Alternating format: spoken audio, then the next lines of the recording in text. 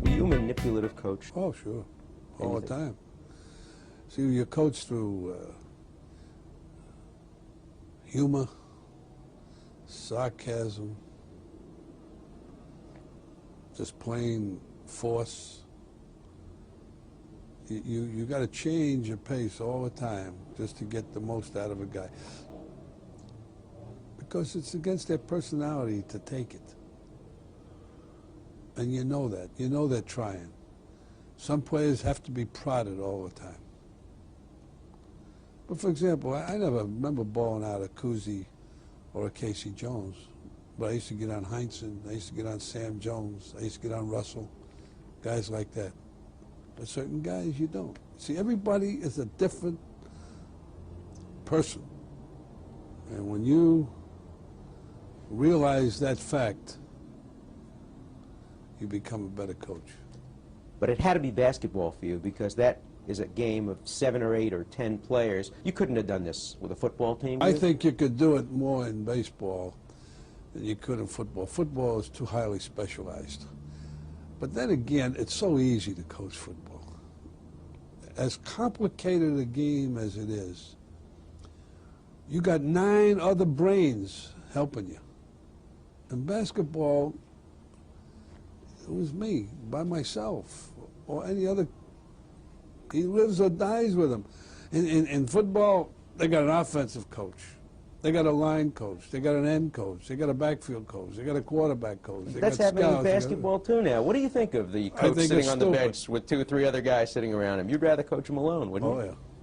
Well, I think most of you good coaches, once the game starts, they do take over. When they ask for too many opinions, I'd rather ask opinion of a player.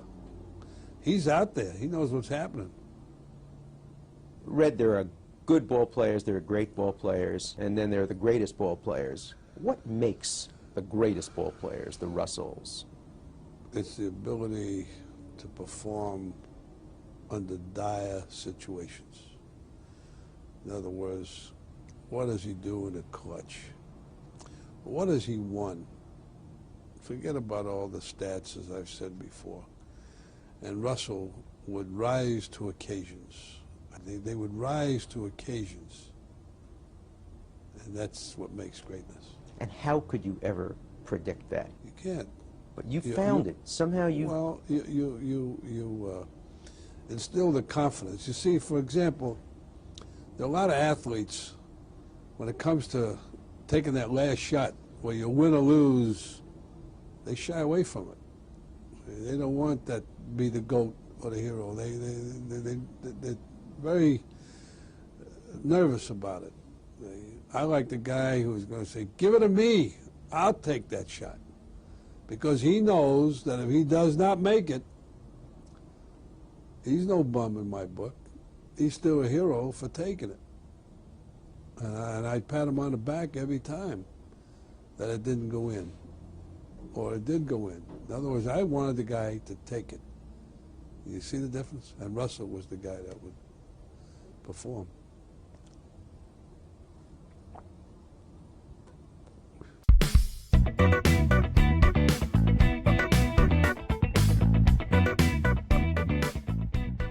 Did you play with people's emotions? Did you pit them against each other to try to bring the best out in them? Some players, you never ball out. Could you? 40, 50, 60 players? Baseball team, 25 players? Intimacy was essential. Coach that has a decent record, it's his decisions. Havlicek, Cousy, Sam Jones. I can go on and on. Heinsohn, Ramsey. How can you tell that somebody is going to rise to those occasions?